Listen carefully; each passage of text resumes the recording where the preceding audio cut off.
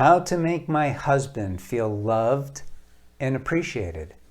This is a great question because you're already starting from the right place. You want your husband, for whatever reason, to understand that you love him and appreciate him. It's a great attitude, and I compliment you on that. It will do so much to enhance your marriage. So much. Let's go back to why you got married in the first place. So many people forget that you get married in order to be happy, and happier every single day of your lives. And you also recognize, and you got married out of love. Now, I don't know about the psychologists these days who talk about love as an abstract thought, who talk about spirituality as abstract, because it isn't abstract. It's very tangible. Just because you can't cognize it with your senses, your five senses, doesn't mean it's not real.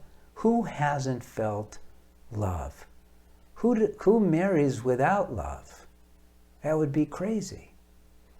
But what happens is, over time, people begin to question whether they are loved, which is kind of interesting because it should never get to that place, because both of you should be continually striving to express love. Think of your marriage as a closed space. There's only two of you in this space. I call it the sacred space of marriage. Just two of you. You don't let anyone else's opinions in. You don't let any negativity from the outside world in. It's a perfect place to build happiness and love. And how do you do that? By expressing it, of course. Now, one of the biggest problems that comes up, and we all fall into this, is we bring things into our marriage that we don't think that we shouldn't. A good example is constructive criticism. Some brainiac decided that there is constructive criticism. Well, that's like saying falling down, falling up. It can't be criticism and constructive at the same time.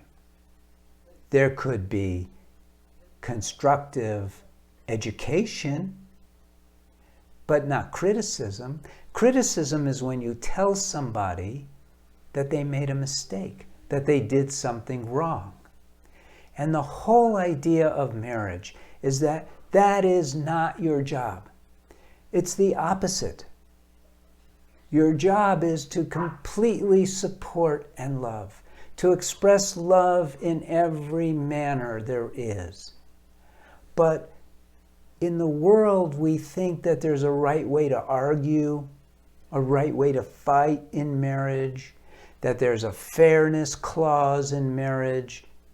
And so what we do is we bring these ideas of the outer world into our inner sacred space of marriage, and we blow it apart, and people become insecure. They don't feel comfortable anymore. They don't feel that love that they should anymore. So the first step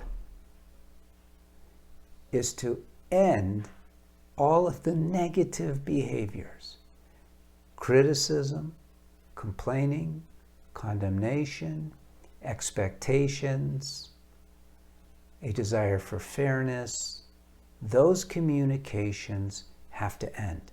And the way you do that is by reminding yourself that a little flaw is okay. Doesn't matter. Don't mention it. There's no need. You know, the thing about flaws, everyone can see everyone else's flaws really well. It's so easy. You know, you only have to be with someone for half an hour and you could give them a list. Imagine what it's like when you're married to someone. You could give them 5 pages of things that they can improve upon. Why would you do that? Why wouldn't you use your love to accept their flaws without any judgment whatsoever? Recognizing that even if you tell them what their flaws are, even if you paint a picture that is like dead on and perfect and totally understandable, they're probably not ready to hear it, or that flaw wouldn't be there anymore. They would have gotten rid of it. Nobody wants to be flawed. We all go, yeah, I'm not perfect, but we don't want to hear what our flaws are. We come across our own flaws at our own pace, in our own time, when we're ready, and based upon personal things. So the first thing you need to do is you need to stop all criticism, all complaining, anything that is negative. Let me give you another reason. You know, he married you because you were the light of his life, right? He fell in love with you. He saw the real you, which is your heart. That's the real you. And you're expressing your heart to him. You chose him. Beautiful, isn't it? And then you got to know each other and you started letting things come out that you shouldn't have. But going back to this light example, the sun, we can't think of a bigger light in our lives. Sure, there's bigger stars, but we're not near them. Our sun is massive, massive. But if it's blinding us, we put up one hand and we can't see the sun anymore. We're able to block out that entire sun with one tiny little hand. This is what it's like when you bring in the shadows of criticism, complaining, condemnation, expectations. It has the same effect. So now where you were the light in his life, you're standing behind the obstacles that block it. So that's the first step, is to end all negative behaviors. All your negative actions have to go. That includes your thoughts.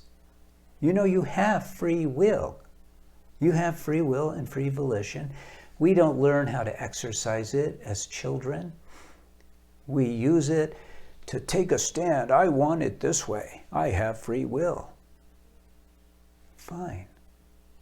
You should use that free will to control your mind, to infuse your mind with your heart, and then let your mind express to your husband that love. This is a process. You know, I used to be a divorce mediator, and about 20 years ago I shifted my practice, and all of my clients came from therapists, from marriage counselors who failed, and that's why I got their clients. And so I didn't want to do it their way. I didn't want to become a marriage counselor. And so what I did was I asked the question, why do people get married in the first place? And the obvious answer is you get married to be happy. And what makes you happy is the second question, and the obvious answer is love. Foolproof. Love never doesn't make you happy. There's nothing else that I'm aware of that I could say that about. Only love. So instead of going over people's problems, my thing was to ask people, why not start your marriage fresh? And let's do it right this time.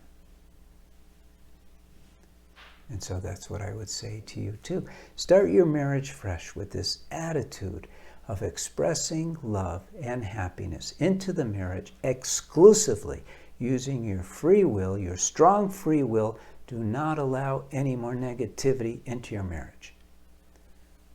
Easier said than done, right? Because you have to control your habits, you have to control your emotions. That's what I discovered. When I worked with my first couple, we had a great game plan. Okay, this will make you happy, this will make you unhappy, don't do this, just do this. Everyone was happy. And then the guy came back to me and said, Paul, your stuff is amazing, I love it, blah, blah, blah, except I can't do it. And then I realized people, myself included, have to learn how to manage their mind. Not manage their anger, not manage their emotions, but manage their mind. Eliminating emotions that are destructive. Eliminating anger altogether, not managing it. This whole idea of anger management is absurd. Get rid of it. It's your mind, right? Made all the difference in the world. So you could read about my discoveries in either of my books, and it'll give you a lot of help getting started on this path towards a marriage that is hyper successful. Not one that stays together 50 years, oh boy. One that is joyous every single day, and the flowers of love bloom every single day for you, creating so much happiness you can't stand it. That's a promise that I make. You know, my thing is this. Why shouldn't you expect to enjoy the things you got married to have? You buy a car, you expect it to run well. You go to the dentist, you expect your teeth to come out clean and shiny and working. And life is just like that. We have expectations, reasonable expectations. And you should have the same expectation from your marriage.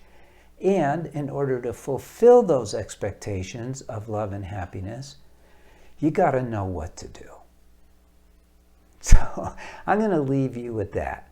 You got to know what to do in marriage. It isn't just this one simple thing of describing it to your husband. It's living it. All right. You can subscribe to this channel. You can like this video and share it. You can leave a comment for me. I'm happy to respond to you. Or, you know, you could even write into our counselors. It's a free service. The Marriage Foundation is a nonprofit. And so nobody is paid any commission or bonuses or anything like that. So blessings to you, blessings to your husband, and blessings to your family. God bless.